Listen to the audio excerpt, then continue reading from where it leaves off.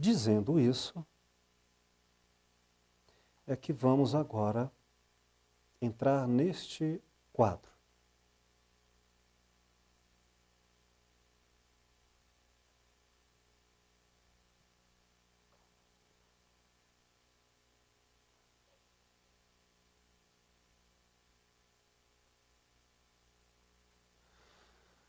Bom, gente, pode acender a luz, por favor? Quando nós falamos em linguagem, vamos lembrar então.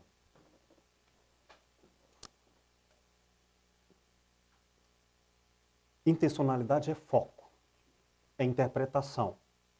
Você não vê o todo pelo todo, vê o todo por um ângulo de vista. Significa que vê um ângulo de vista, mas não de forma estática, porque vê como ação, sujeito, verbo, predicado, vê em movimento. E esse movimento está vivo ou já morreu? Por exemplo, você vê o escuro, a sombra, a noite como significado de medo, pavor. Até hoje, quando olha para as sombras, quando chega a noite, tem uma angústia no coração. Talvez aquele mesmo olhar permaneça agindo a ação até hoje. Entende? Aquele olhar. Eu vejo sombras, entendendo como maligno. Talvez aquela visão interpretativa acabou aos 4 anos. E hoje ele vê sombra como meditação, como o espaço das estrelas, como algo altamente espiritual. Mudou.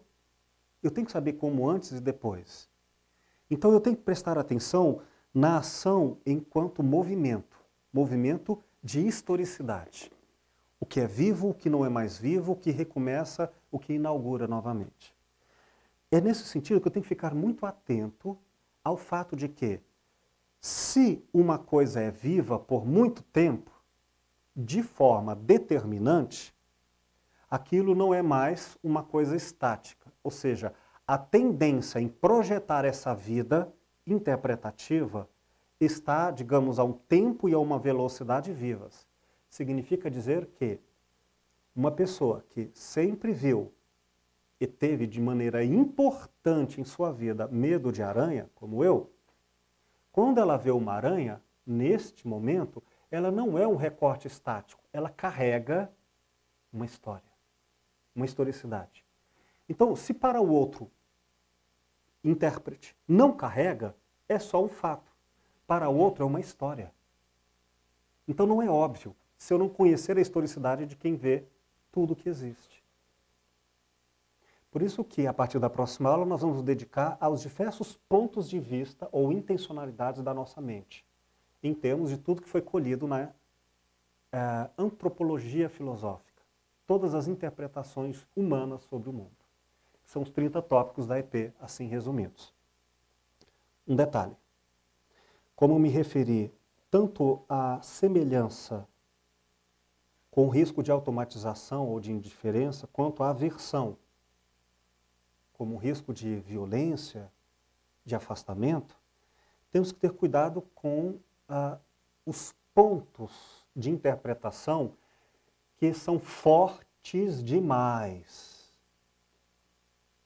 São tão fortes que o elemento da força interpretativa já não é passível de controle. Ou seja, se uma pessoa que sempre teve pânico de elevador e de repente já fala assim, eu não consigo entrar no elevador, não é uma questão de escolha. Porque o carro, vamos imaginar assim, está a 200 por hora há 3 anos. Ela sempre interpreta com aquela mesma carga. Toda vez que ela vê um novo elevador, ela não está inaugurando um ato de visibilidade. Ela está reinstaurando 200, uma metáfora, né? 200 km por hora de interpretação, que de repente já começa a 200 km por hora.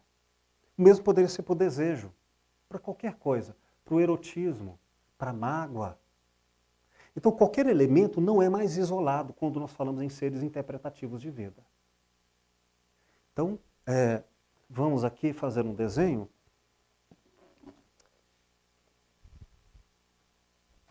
Disso que eu estou querendo dizer. Vamos imaginar duas formas simbólicas de historicidade. Uma, de maneira bem didática e linear, que é essa aqui, no qual apontaremos um passado, um presente atual. E aqui, as várias marcações da sua história. Essa é uma maneira que eu posso dizer. Aos 5 anos, veio a estrutura de pensamento como ela interpretava o mundo. Aos 10, aos 40. Né? Aí eu vou ver que algumas coisas nasceram aqui e morreram aqui. Outras permanecem sempre. Algumas evoluíram, outras não. Entende? São várias as possibilidades desse mapeamento. Mas eu quero me dedicar agora a um outro elemento, outra forma interpretativa, que talvez seja mais didática, que é via espiral. Vamos imaginar uma espécie de núcleo ontológico, uma espécie de essência do ser, que nós supomos, mas não temos como chegar a ela pela razão, até porque a razão é só uma das formas do ser, não é o próprio ser. Mas vamos imaginar que nesse suposto centro de potência ou de vida de cada subjetividade, haja um movimento que pode ser assim compreendido como o mais próximo ou mais distante desse centro. E que, quanto mais próximo desse centro houver um dado, uma informação, chamaremos ela de determinante. Ela é determinante no nível existencial. Ou seja, se eu falar disso, eu estou falando do mais próximo de eu sou isso. Se tirar isso aqui, você não está falando comigo. É outra pessoa. Determinante.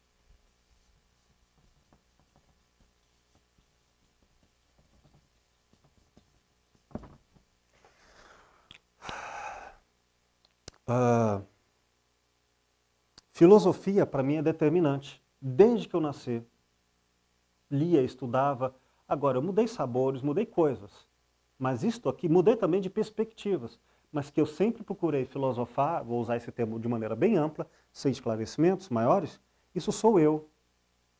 Então, se alguém falar assim, o eu é uma pessoa que não filosofa, então isso não é o eu. O que é filosofar também tem caracterizações. Mas assim, se eu identificar os elementos determinantes, eu estou identificando aqueles elementos que fenomenologicamente eu registro e mapeio como sendo vitais à pessoa. Ferir isso ou cuidar disso é o mais próximo da potência de ser. O que é determinante não significa ser bom, mas significa ser forte o bastante para alterar isso que é a estrutura de pensamento dela. Então pode ser determinante de forma produtiva ou contraproducente. A presença de algo aqui que produz potência na pessoa, uma vez alimentada, ela se torna cada vez mais autêntica, alimentada. Mas o elemento determinante oposto, que fere essa fonte reconhecida como autêntica em si mesma, também a destrói. Eu tenho que saber investigar isso. Né? Ou seja, nós temos a nossa criptonita e temos também o nosso sol. Para quem não entende de super-homem, o sol dá-lhe forças e a criptonita lhe faz morrer a existência. Há outros elementos que estão mais afastados. Existem, são igualmente verdadeiros, mas não atuam com a mesma determinância. São elementos que vou chamar de importantes.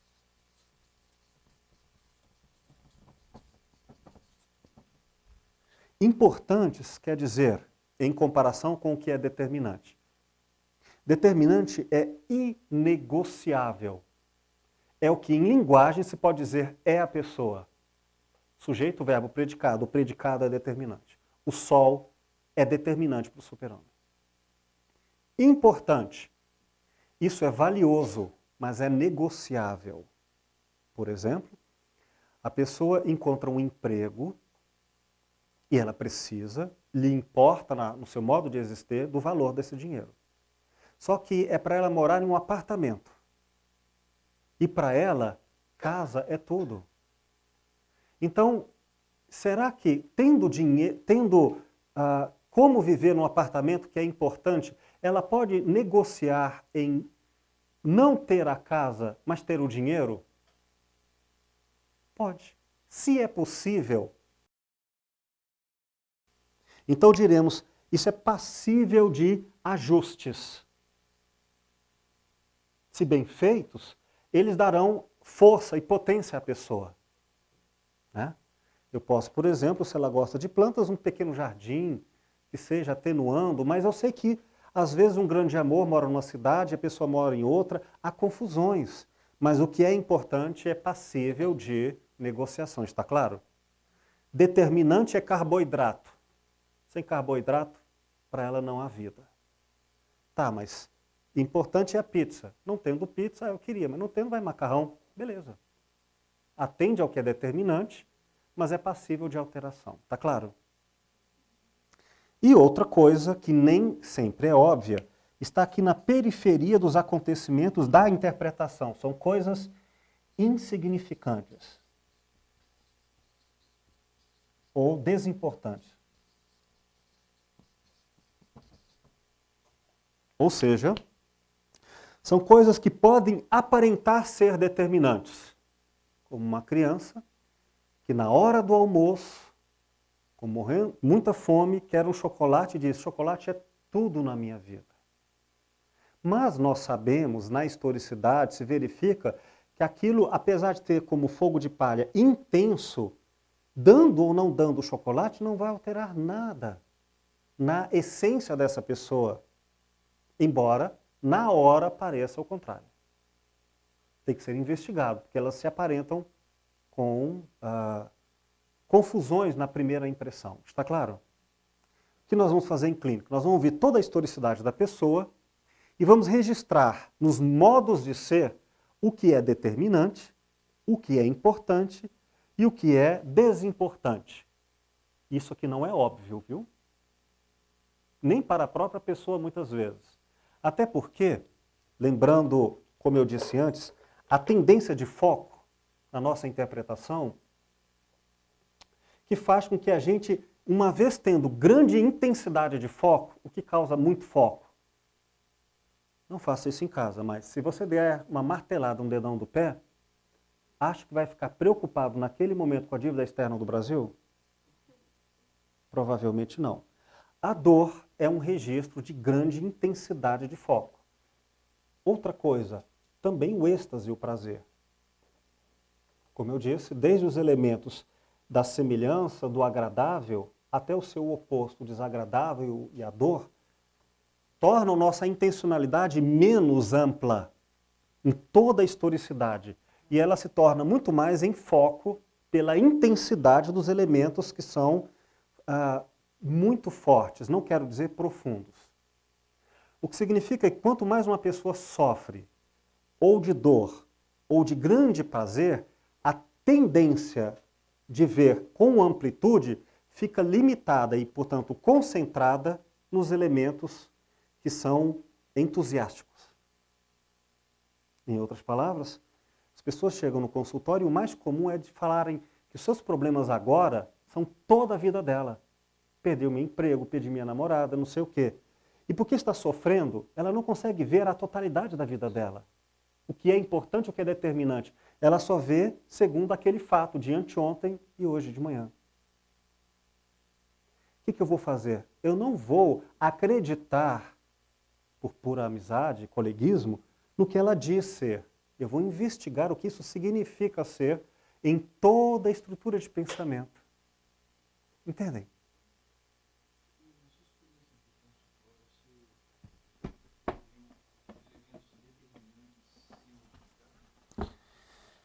Claro, já vi sim.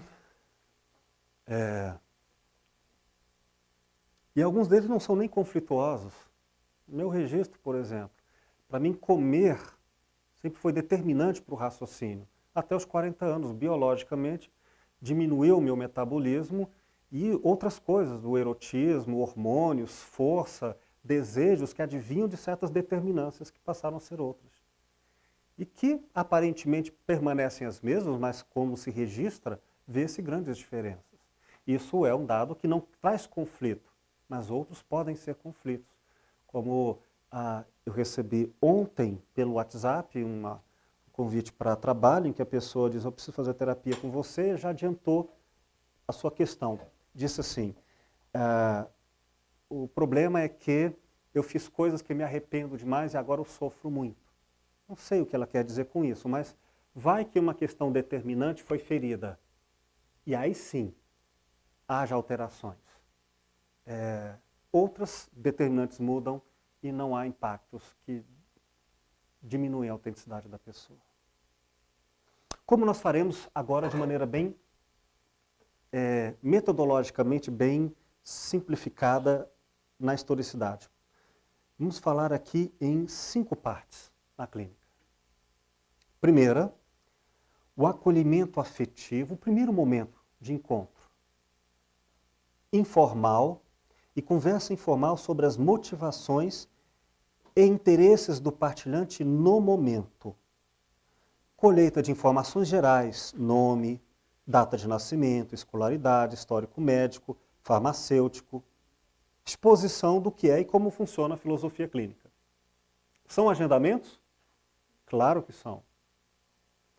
Você toma remédios, onde você mora, trabalha com o quê, qual é o seu universo. Eu faço essas perguntas que vão direcionar a clínica, mas eu não estou entrando nos assuntos últimos.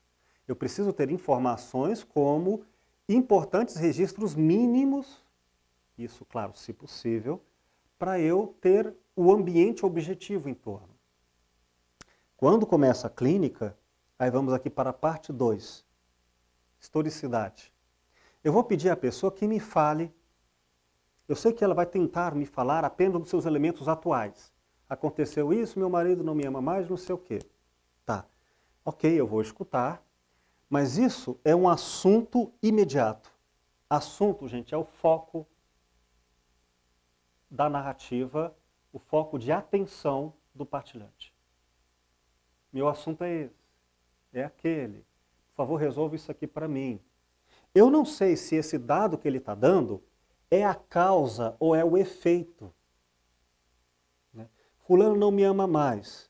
Tá, ok, isso é uma questão relevante, pode ser imediata, mas vai que a questão é outra. Como ela, digamos, deixou o emprego, que era essencial na vida dela, então ela passou a substituir o que o emprego alimentava por uma relação afetiva, que nunca substitui de verdade. Aí, não adianta eu resolver o efeito, promovendo saúde, bem-estar, felicidade, se a questão pode ser outra. Então, categoria, assunto. Qual é o assunto imediato? Pode ou não coincidir, raramente coincide com o assunto último, que eu vou investigar depois de toda a visão panorâmica feita. Está claro? Então, uma categoria é, a pessoa vem ao consultório e diz assim, eu estou com problemas no ambiente de trabalho. Acontece isso e isso. Tá. Aí, vamos dizer que depois de um contexto ambiental, a gente trabalha isso aí. Lá na frente, ela, aliviada dessa tensão pontual na vida dela, falou, eu quero falar agora de outra coisa. Precisava resolver aquilo, senão não conseguia seguir adiante. A outra coisa é, meus filhos. Quando você for fazer a pesquisa da fala dela, às vezes será necessário fazer outra pesquisa da historicidade. Porque a primeira ela só falou em coisas ligadas ao ambiente de trabalho, as conexões, memórias, enredos que tinham a ver com aquilo. Outras coisas, nossa, mudam completamente. Aí eu precisaria de novos dados para entender, seja como for. Eu preciso entender o que é imediato, o que é último. Está aí no livro, leiam, para a próxima aula daremos continuidade, tragam suas dúvidas aos vídeos que cada um dos tópicos estão aí sobre assunto último e imediato no caderno e no HD. Historicidade. Eu pedirei à pessoa, em primeiro lugar, para me falar a sua história das primeiras lembranças até o dia de hoje. Por quê? Porque se ela me fala qualquer coisa que acontece lá aos 14 ou aos 40, e eu não souber qual é o contexto daquilo, como eu vou interpretar? Com grande confusão. Nós fazemos essas confusões porque não ficamos atentos ao que isso representa. Mas não podemos ouvir com confusão. Por exemplo, você está me contando uma história e de repente se lembra de algo que aconteceu aos seus 14 anos e traz para a narrativa e até esquece de me dizer que aquele outro fato aconteceu aos 14 anos. Você, como ouvinte, vai entender adequadamente? Alguns partilhantes vão ter assim uma organização racional o bastante para dizer, desculpa, eu vou ter que explicar para você o que aconteceu aos 14 anos, senão você não vai entender. A pessoa chegou, fiquei com raiva dela. Parece que aconteceu agora. Não, aos 14 anos tem uma razão para isso. Se você não tem uma visão maior de relações, de possibilidades e vínculos, de conexão e de entendimento, vai ficar só no imediato. Na dúvida, pegue um livro qualquer, não feito de recortes, mas um livro com historiografia, e abra em qualquer página salteadas. E vamos ver se você vai pegar a ideia do livro com a sua proposta narrativa. Ou pegue um filme que tem linearidade, entende? Qualquer momento, e vamos ver se você vai interpretar bem aquela fotografia e não o filme em movimento. Tá claro? Quando falamos em circunstância, que nós vamos ver nessa historicidade, nós estamos nos referindo aqui a uma comparação entre as circunstâncias objetivas, fatos, que outros podem marcar e entender, e a circunstância interpretada subjetivamente. Por exemplo, eu e a minha esposa brigamos. Foi assim, assim, assim, assim. O que é o fato objetivo disso? Tá, vocês brigaram onde? Foi no trabalho? As pessoas em volta falam sobre isso? Tem alguma marcação ou registro para eu saber se isso foi uma briga só na cabeça dele? Ou se outros entendem que objetivamente houve um deferir de golpes ou de ofensas, que cada qual interpretou? Porque pode haver que uma circunstância seja apenas subjetiva. Não pode?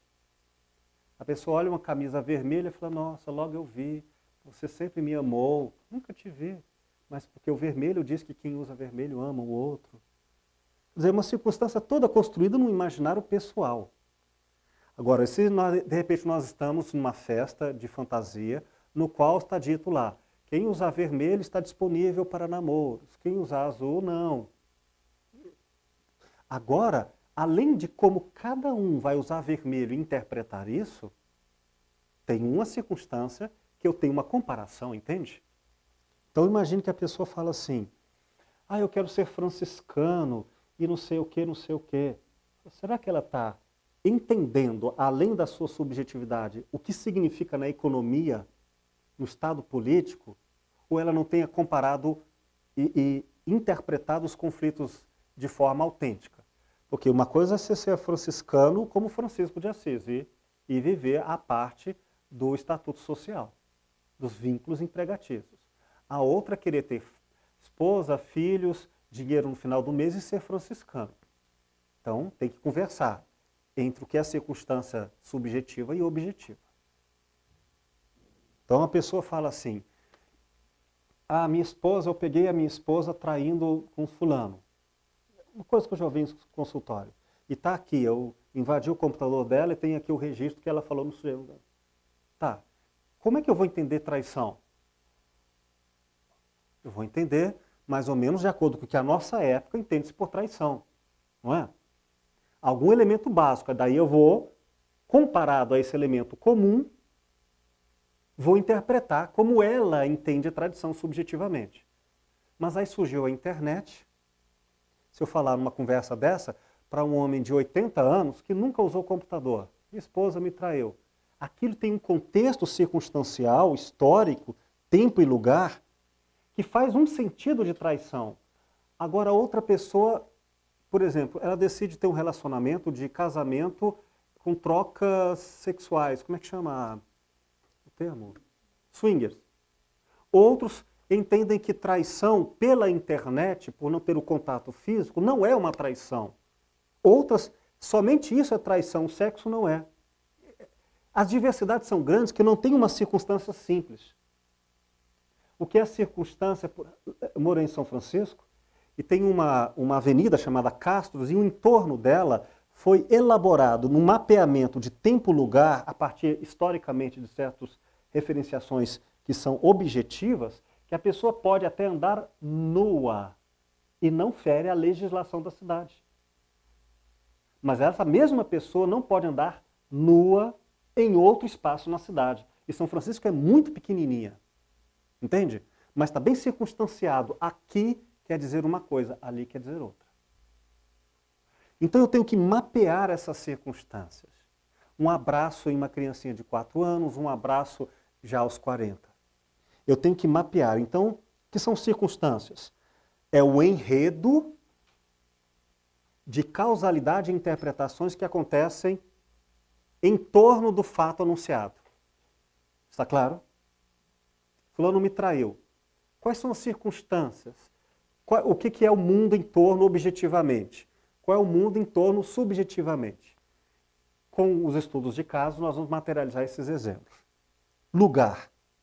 Vamos comparar o elemento objetivo, espaço físico, 3 metros, luz, dimensões calor, ambientes físicos, com ambientes subjetivos. Por exemplo, um amigo estava estudando para concurso público. E ele ficava sozinho na casa dele, casa imensa. Então, ele não conseguia se concentrar, mas só conseguia se concentrar para estudo quando ia para a biblioteca e ficava em um cubículo de 1 metro só de distância, de espaço. Aí ele conseguia concentração. Então nós vimos que os elementos cognitivos da epistemologia, como ele desenvolve a aprendizagem, está vinculado a um espaço fechado e que no espaço aberto ele não consegue cognição racional. Algumas pessoas só conseguem rezar em um espaço religioso, em outro espaço não conseguem. Entende? Categoria lugar é a comparação entre os dados objetivos da espacialidade com os dados subjetivos da instauração da espacialidade subjetiva. O mesmo para a categoria tempo. Foi muito tempo, foi pouco tempo, em comparação com o relógio. Aí eu sei que 2 anos para você é pouco, 2 anos para mim é muito. Com a mesma referenciação. Relação. Qual é o assunto em foco, no sentido de, a pessoa fala em casamento, tá, mas casamento com relação ao quê? Sexo? Casamento com relação ao aspecto econômico? Casamento com relação ao contrato religioso? Quais são os elementos pontuais, os conceitos fundamentais para entender aquela discussão? A narrativa.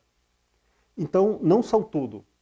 Então, basicamente, os focos de atenção dos elementos que mais aparecem no discurso é que vão nortear para mim, em relação a isto, houve fidelidade, em relação àquilo, não. Eu já sei qual é o elemento que me dá balizas de interpretação. Então é assim que eu vou fazer essa pesquisa.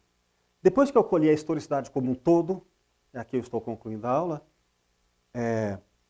tem uma noção ampla. Imagina, falar de 40 anos de vida em 1 hora, 50 minutos. Vai fazer uma edição. Alguns fazem uma boa edição, outros fazem uma edição confusa. Então eu preciso entender melhor, então eu vou para os chamados dados divisórios. Dados divisórios são esta mesma historicidade que eu vou diminuir o tempo de fala, o tempo permanecerá o mesmo, 1 hora. Mas se eu gastei 1 hora falando 40 anos, imagine 1 hora falando só sobre 5 anos. Eu terei mais dados.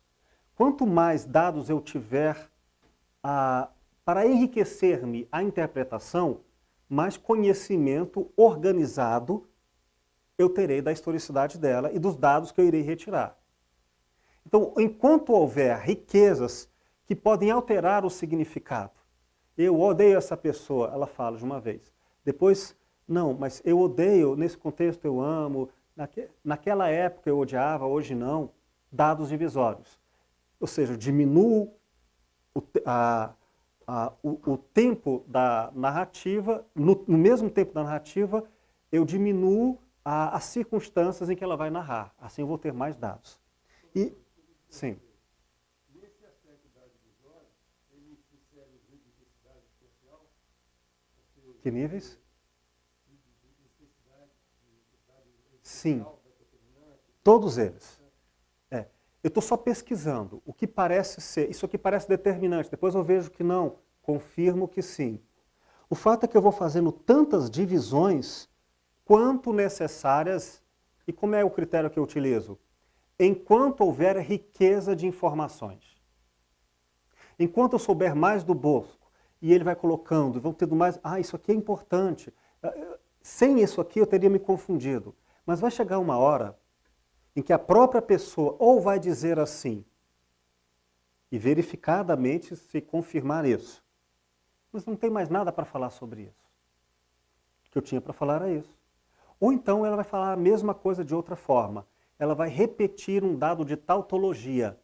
Ela vai dizer a mesma coisa de várias maneiras, mas não vai acrescentar mais informações ao conhecimento dela. Eu comi pizza, depois eu comi macarrão, depois eu comi isso. Então, assim, eu já entendi que ela comeu massa, pronto. Variou uma coisa ou outra, mas eu não tenho mais riqueza de informações. Feito isso, somente agora, em que eu já colhi todas as informações no máximo sem inventividade, é possível numa escuta atenta, repito, a materialidade disso nós vamos ver durante o curso, é que eu faço os enraizamentos, ou seja, os agendamentos. Porque agora eu posso pedir a ela que me fale especificamente de um ponto e ela não vai alterar o curso da fala dela. Porque se eu perguntar logo nisso, me fala da sua mãe, eu estou falando segundo o meu interesse e não segundo como essa mãe se apresenta indeterminante, importante ou não. Só o fato de ter mãe não tem que dizer que é uma relação importante. Mas depois que eu já pesquisei tudo, agora eu posso perguntar, eu fiquei em dúvida sobre algumas questões, como por exemplo, me fala da sua mãe, naquele contexto. Agora eu já tenho o amplo. Agora eu tiro dúvidas, verifico contradições. Ah, você falou isso, depois falou aquilo, então eu fiquei confuso. O que mesmo você quis dizer? Entende? Agora eu não traí a espontaneidade do discurso dela. Só que o enraizamento tem que ser bem feito. Eu não posso fazer a pergunta, por que você não gosta da sua mãe? Eu já implico que ela não goste. Então eu pergunto, quais são os seus sentimentos? Se eu quiser um dado de enraizamento emocional. Um enraizamento, porém com menos agendamento possível. Feito essa parte, aí eu faço a organização de todos esses dados, que é chamado de autogenia. Estudaremos depois melhor. A autogenia é a organização viva de como ela mescla todos os elementos dela. Ou seja, a palavra advém da química, que são aqueles elementos químicos que não existem na natureza de forma espontânea. Eles vêm com a mistura química, eles vêm com a mistura de soldagem, sabe? Que só é possível porque nós fizemos uma intervenção e criamos uma coisa única. Digamos que todos nós percebemos os dados categoriais do mundo, mas cada um mistura de um jeito próprio. Com ela, a vinculação do erotismo está ligado à comida, com a outra, o erotismo está ligado a elementos religiosos. Como cada um mescla os dados do mundo e cria o seu jeito único. Isso é autogenia. Aqui eu poderei, com todos os dados bem colhidos, isso pode ser em 6 meses, em 3 meses, depende muito do conhecimento e da oferta de disponibilidades da clínica. Eu posso montar a estrutura de pensamento, ou seja, o jeito dessa pessoa mapeado. Aí, por fim, passo a segunda parte da clínica, de uma forma geral. Já tenho os tópicos determinantes, segundo os assuntos imediatos, os assuntos últimos. Quais são os tópicos que estão em vínculo, que estão criando determinância, que estão... Essa é a tendência da pessoa ser. E com a autogenia feita, eu posso elaborar as estratégias terapêuticas, já sei agora o que fazer, quais são os modos submetidos ao jeito de cada um, que eu vou conduzir a terapia, porque agora, com conhecimento, estarei falando do jeito único dela, bem mapeado entre a objetividade e a subjetividade minha, de ouvinte, e dela, de falante. E assim, nós teremos uma aproximação do que chamaremos de estrutura de pensamento dela. O que acham? Se isto for bem feito, metodologicamente, cada um com a sua sensibilidade, cada um com o seu jeito, para que a filosofia clínica se mostre eficiente, uma coisa será fato. Nós teremos, objetivamente, um discurso sobre o outro que será referendado por ele mesmo. Ou seja, eu sei e provo que tenho elementos suficientes, não absolutos, para dizer o porquê segues com essa tendência e por que esse modo vai lhe ajudar. Isso só será bem feito e assim testemunhado quando o próprio partilhante também confirmar isso. Não no imediato, mas como você sabe disso? Parece que você lê meu pensamento. Não, eu tenho conhecimento dessa estrutura de pensamento. Chegado a esse segundo momento, seria como se o filósofo fosse uma espécie de telepata. Mas não, ele é uma pessoa que tem muita atenção e foi ao mundo da outra pessoa. Concluo finalmente a aula de hoje com uma leitura sobre o que significa historicidade, com este grande filósofo Hans-Georg Gadamer, na sua obra Verdade e Método, traços fundamentais de uma hermenêutica filosófica. Entender a vida segundo a sua história. Em outras palavras, antes dessa leitura, eu vou responder fazendo uma síntese assim. Dizem alguém pode dizer, eu tenho uma história. Gadamer vai dizer o contrário, o inverso. A história tem você. Eu agora vou querer ser pintor. Falo, não, meu amigo, isso aí já está dentro de você, fomentando, tem uma história. Diz ele. Página 415, na minha edição de 1997. Diz ele. E com essa leitura eu termino a aula de hoje, tá? Pedindo tarefinhas para casa, passarei isso depois sobre a leitura da escuta e o silêncio, no WhatsApp. Diz assim: achar-se imerso em tradições significará realmente, em primeiro plano, estar submetido a preconceitos e limitado na própria liberdade? Não é certo, antes, que toda a existência humana, mesmo a mais livre, está limitada e condicionada a muitas maneiras? Ou seja, você é livre, mas dentro de que contexto? Se isso é assim, então a ideia de uma razão absoluta não é uma possibilidade da humanidade histórica. Nossa razão não está além da história. A nossa razão também está em história. Quando um adolescente diria assim, eu penso, ninguém manda em mim, essa frase está bem contextualizada. Dando um salto aqui, agora preste atenção, esse é o grifo. Na realidade, não é a história que pertence a nós, mas nós é que a ela pertencemos. Na metáfora, quando o carro já está a 200 km por hora, não é você que dirige a vida, sem as consequências dessa força inercial. Então não dá para você chegar e falar assim, eu quero ser outra pessoa. Tudo bem, mas vamos trabalhar com as forças que estão em andamento. Não o recorte sem o enredo. Continua ele. Muito antes de que nós compreendamos a nós mesmos na reflexão, já estamos nos compreendendo de uma maneira autoevidente na família, na sociedade e no estado em que vivemos. Autoconhecimento não é só opinião. Ele tem um mundo em torno. A lente da subjetividade é um espelho deformante. Não no sentido pejorativo, mas é, em outras palavras, o mundo objetivo reformata ao jeito de cada um. Cada um deforma a objetividade, no sentido de cada um perspectiva a subjetividade. Cada um vê de um jeito, mas vê o quê? Uma história que existe. Continua ele. A autorreflexão do indivíduo não é mais que uma centelha na corrente cerrada da vida histórica. Uma centelha da corrente inteira. Se você acha que o seu pensamento é seu, só para lembrar, até a língua com que você elabora o pensamento não é seu. O ambiente, o mundo inteiro, no qual você diz, eu penso que, já tem uma história de quem você herda e parte daí.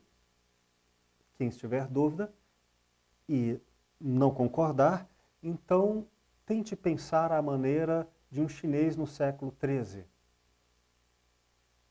E você vai ver que quando falar de Deus, ou falar como vai ser o mundo daqui a 50 anos, você não vai projetar características que são essas do seu contexto.